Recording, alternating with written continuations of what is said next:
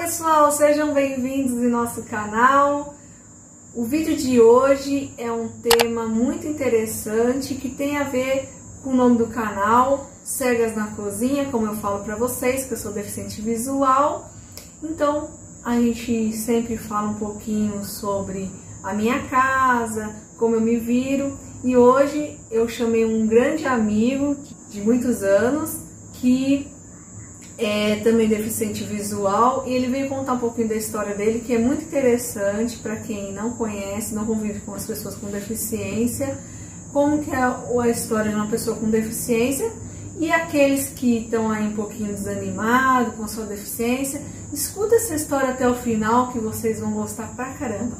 Então, se eu fosse vocês, eu ficaria até o final aí, dá uma curtida, compartilha esse vídeo e chama todos os seus amigos para assistir. E simbora para a vinheta.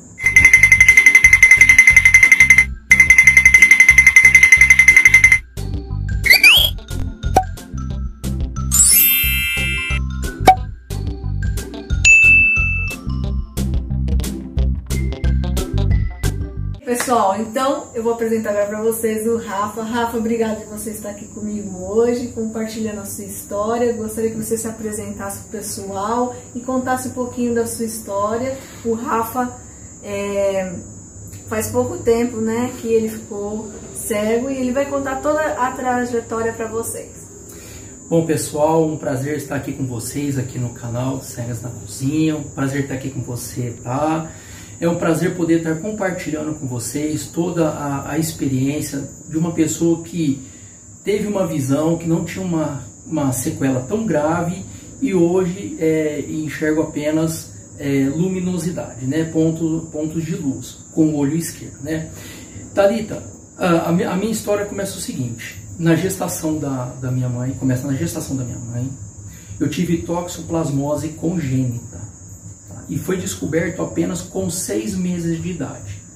Foi feito o tratamento, mas isso ocasionou sequelas. Não tão graves, mas houve sequelas. Em 2002, eu tive um descolamento de retina no olho esquerdo, onde eu fiquei, sim, com um pouco de visão, mas menos daquilo que eu tinha primeiramente. Em 2011, eu tive uma uveíte no olho direito.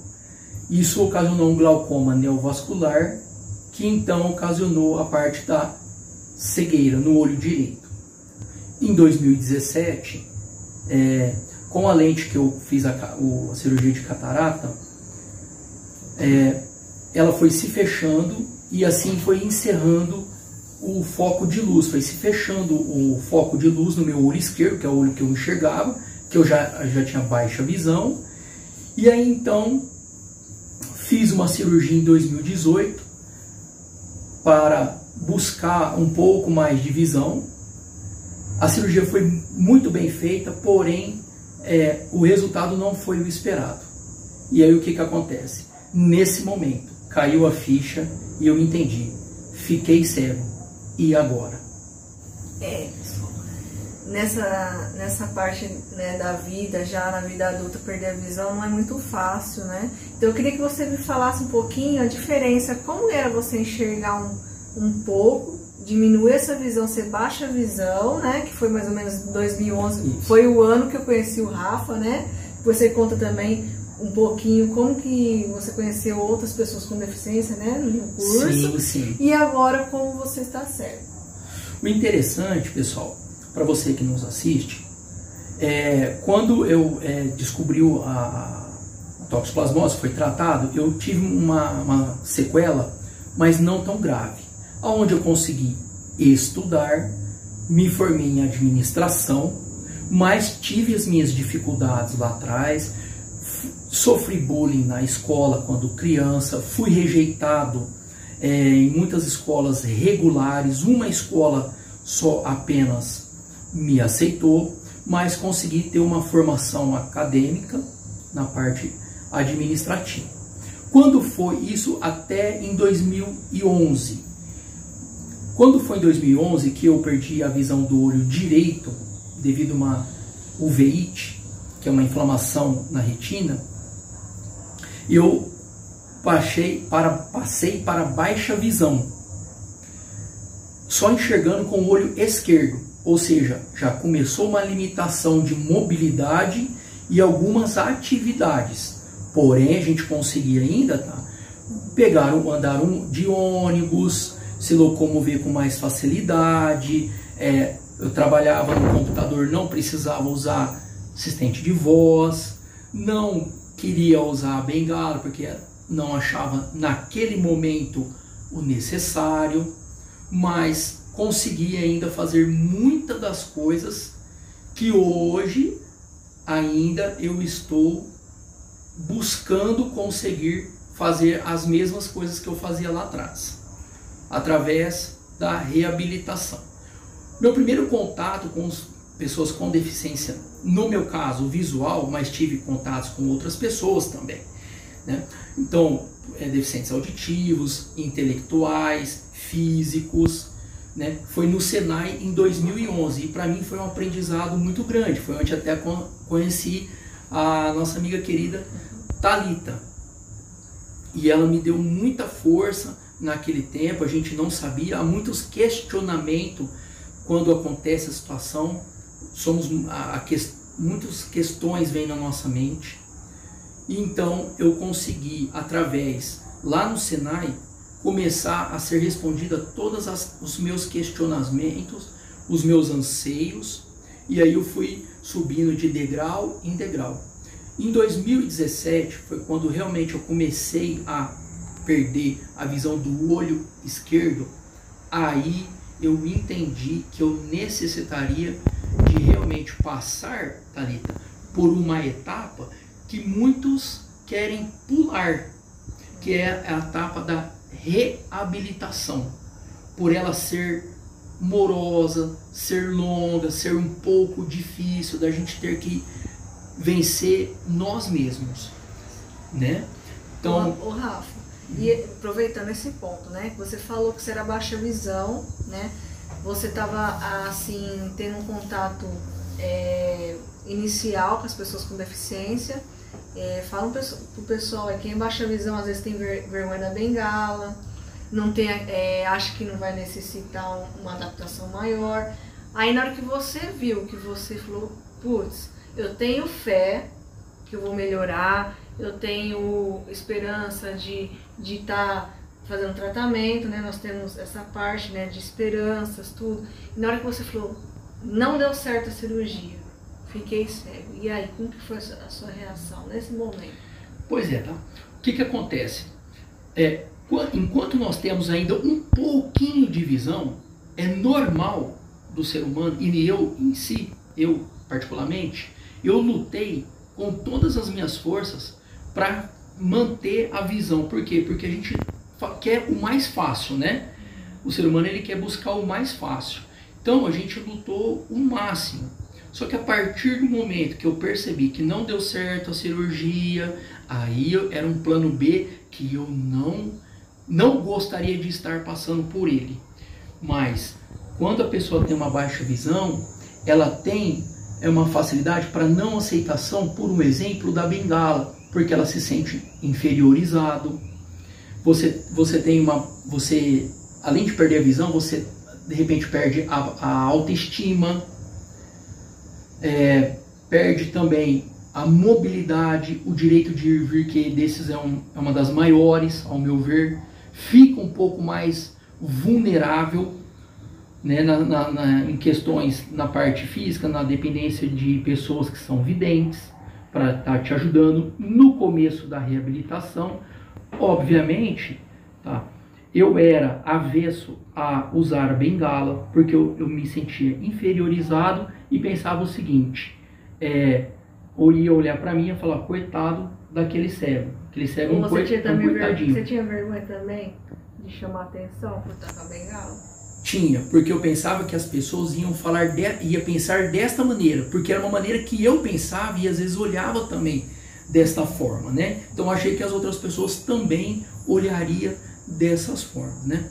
Mas na medida que eu entendi que daquele ponto eu não poderia mais fazer mais nada, então eu parti para o plano B, que foi a reabilitação. E antes da reabilitação, deixa eu fazer duas perguntas para você. Eu gostaria de falar um pouquinho sobre, na hora que você ficou cego, qual foi o seu maior medo, e falar um pouquinho da sua família. Se teve apoio, como que foi, se a família também se envolveu nessa reabilitação, se partiu de você esse incentivo, ou quem incentivou, a partir do momento que você quis. Quando o médico me deu notícia, olha, não é bom mais assim mexer, fazer qualquer outra cirurgia no seu olho, então eu pensei o seguinte: e agora? Qual é o questionamento que vem? É o medo do desconhecido. É a perda da autoestima, é o direito de vir, como eu ressalto muito aqui, mas eu tive duas coisas muito importantes que me auxiliaram. Primeiro, eu procurei cuidar da parte do meu interior, da minha autoestima, né? Buscando em Jesus a força necessária. E segundo, a minha esposa, que sempre me auxiliou, na onde eu precisava ir, e nos momentos onde eu precisava, ela estava do meu lado. Então a minha esposa, os meus parentes sempre me apoiaram nessa parte, sempre me acolheram. Então isso é muito importante, me acolheram, não me super protegeram, Isso é importante, né? Porque a super proteção atrapalha, deixa a pessoa futuramente insegura, né? Então e se às vezes a pessoa faz por você, você acomoda. Exatamente também, né? Isso. Então, em casa, eu não tive essa super proteção. Eu tive o acolhimento que eu precisava com a Silvia, minha esposa, para que ela me deu todo o suporte necessário, o que eu precisava fazer.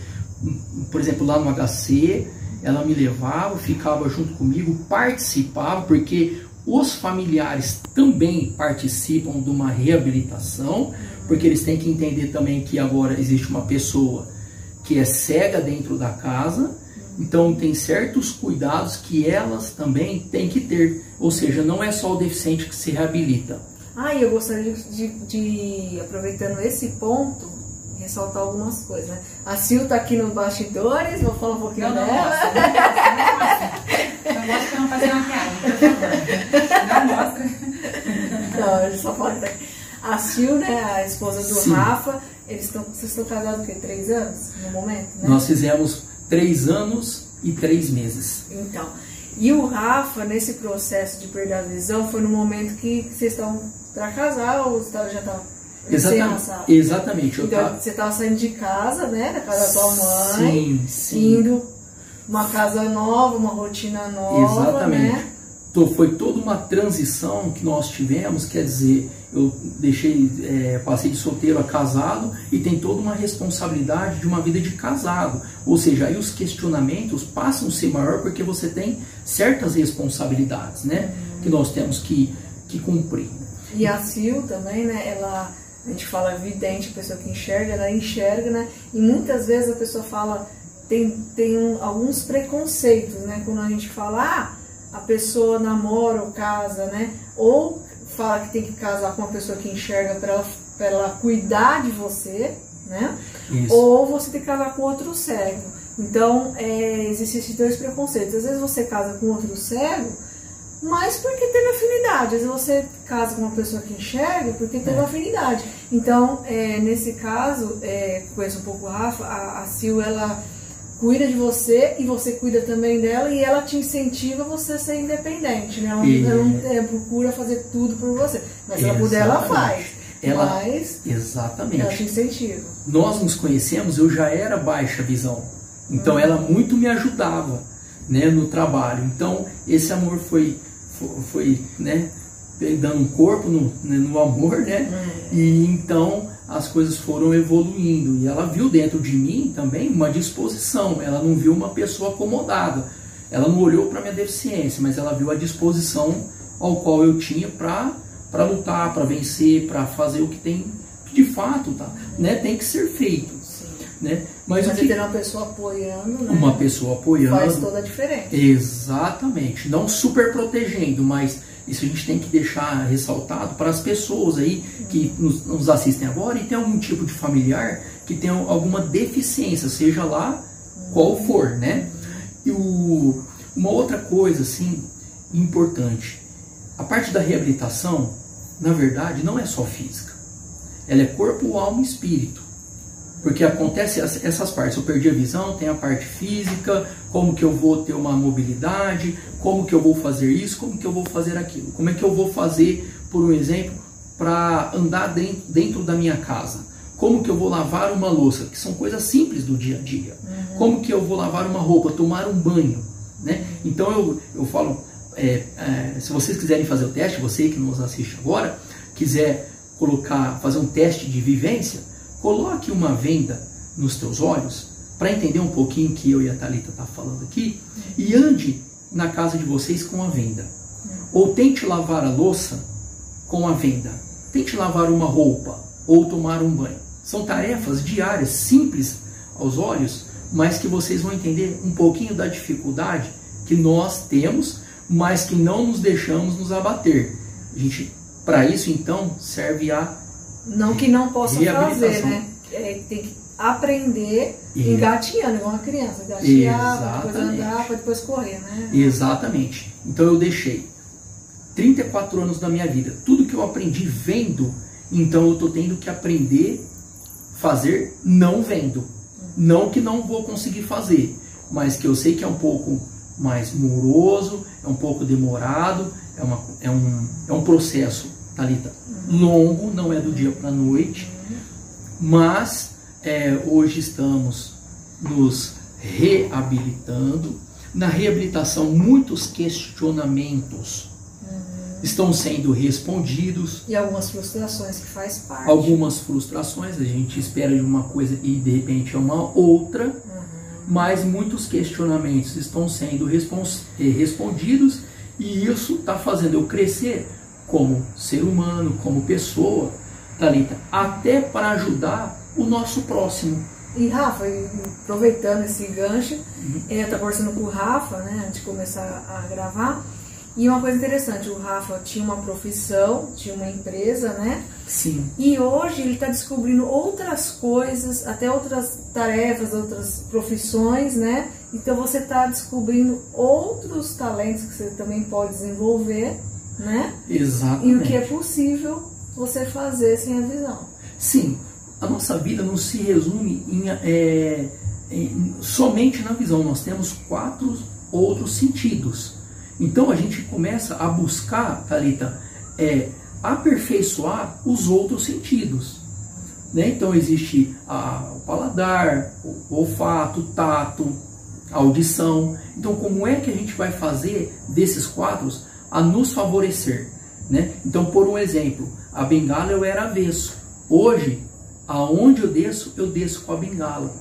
Por quê? Para que eu possa me identificar, para que eu possa me proteger, para que eu possa proteger o meu próximo que está andando na minha frente, para que não tenha um acidente, né, corriqueiro.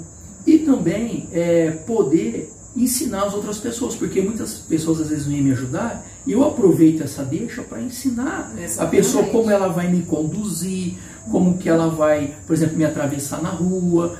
Por que existe a bengala? O deficiente tem que estar aberto a isso. Às vezes tem algumas pessoas que acham que a pessoa tem que obrigação, né? Lógico que as pessoas não podem ter falta de educação com a pessoa com deficiência, mas o deficiente também tem que estar aberto para às vezes aquela pessoa não tem aquela informação de ajudar. E ele está falando, ó, por favor, você pode me ajudar, mas dessa maneira, né? Que aí fica legal para todo mundo. Exatamente. Né? Então aquele sentimento de inferioridade que existia com relação à bengala, hoje não existe mais.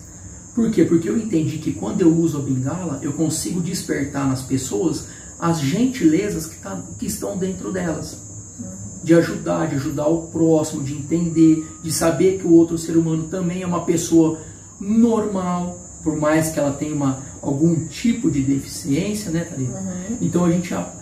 E é a oportunidade de nós ensinarmos os outros para que essas pessoas ajudem outros deficientes quando tiver a oportunidade. Ampliar, né? Ampliar o conhecimento e passar assim de um para com o outro. Então eu estou entendendo isso está me fazendo muito feliz. A gente passou muita dificuldade na hora que a gente recebeu a notícia. Como eu digo, a gente fica vulnerável, né?